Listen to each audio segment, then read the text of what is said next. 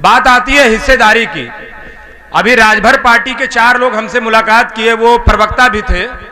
उन्होंने कहा 100 सीट पर लड़ रहे हो, सरकार बना लोगे? तो हमने कहा नहीं बना पाएंगे। आप बना लोगे? बोले नहीं, हम भी नहीं बना पाएंगे। तो हमने कहा फिर किसके साथ? तो कहें हम हिस्सेदारी ले रहे हैं। हमने कहा हम भी तो वही चाहते हैं।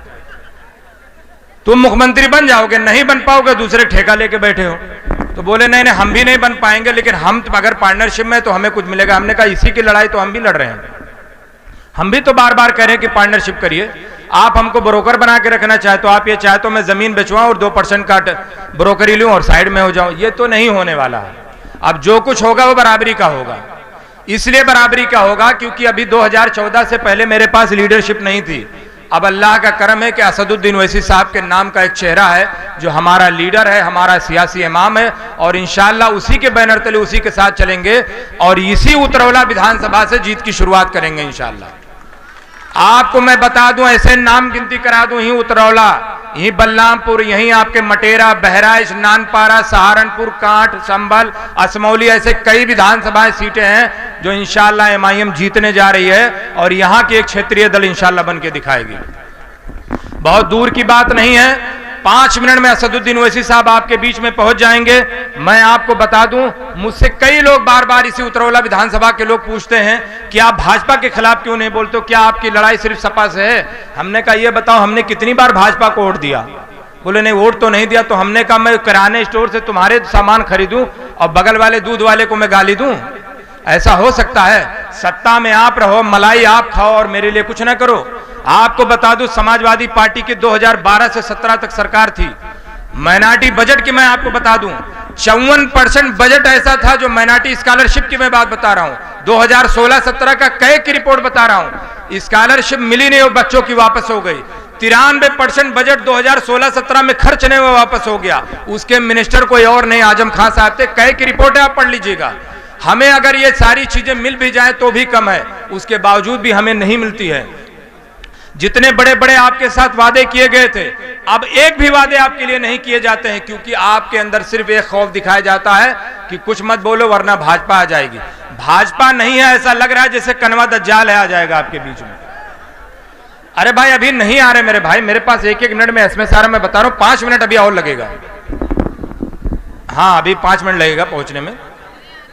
मैं आपको बता दूं, सिर्फ मुसलमानों को मैं 98% मुसलमानों की बात बता दूं कि वो किसी चौराहे किसी दुकान पे बैठे रहे, अगर उनसे पूछो तो एक ही चीज कहते बस भाजपा आना। ऐसा लगता है उन्होंने अपनी जिंदगी का मुस्तकबिल समझ लिया कि बस भाजपा हार जाए तो समझो आधा जन्नत हमको मिल गया।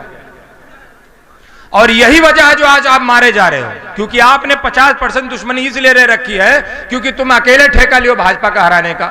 अच्छा, जिसके ऊपर भरोसा करते हो वो भाग जाता है भाजपा के साथ। यही 2014 में लोकसभा हुआ, मुकीम साहब बीएसपी से चुनाव लड़े, इसी डुमरियागंज लोकसभा की बात है जो आपसे यहीं से 3 किलोमीटर बाद शुरू होता है। 1,03,000 वोटों से जगदम्बिका पाल उनको हराते हैं और दोबारा जब अलायंस करके सपा और बसपा लड़ती है 1,03,000 वोट से फिर हारते हैं। बताओ सारे वोट किधर जाते हैं? जाके देख लीजिए डाटा।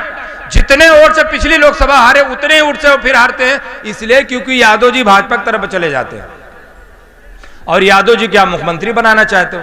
यादव जी के लोग खुदे ने उनको मुख्यमंत्री बनाना चाहते हो और आपको कुछ ज्यादा चुल काटे, साहब बनो साहब बनो, और साहब के लोग कहते हैं हम नहीं बनाएंगे। तो मेरे भाई बार बार मैं आपसे रिक्वेस्ट करता हूं, भाजपा को हराना बंद करो तो मेरे भाई। आखिर कब तक हराओगे? जब आपके पास 2 सीटें थी भाजपा के पास, तब से आप हरा रहे हो। आज 302 सीटें हो गए, अभी भी वही पुराना फार्मूला, बस हराओ बस हराओ। हरा पाओगे? मुत्तहिद होके 2019 में आपने वोट दिया था, ना चाहते हुए भी मुत्तहिद होके आपने वोट दिया था। मुत्तहिद होके इसी डुमरियागंज विधानसभा को लड़ा गया था 2014-17 में। क्या नतीजा निकला? जो दूसरा वाला आपको वोट ही नहीं देता है, दूसरा वाला आपको देख के नफरत करता है, तो कितनी मोहब्बत आप उनके साथ करोगे? अपनी लीडरशिप करिए, अपना झंडा अपना डंडा उठाइए, उसके बाद फिर देखिए आपका जलवा कैसा होता है। ऐसा नेता आपके बीच में अब दोबारा नहीं आने वाला है। जैसा नेता आपको मिला है इसी को पकड़ लीजिए। मैं दावे के साथ कहता हूं, मन्नान साहब ने भी सही वक्त पे पार्टी ज्वाइन किया और इंशाअल्लाह सही वक्त में उतरौला से विधायक बन के जाएंगे।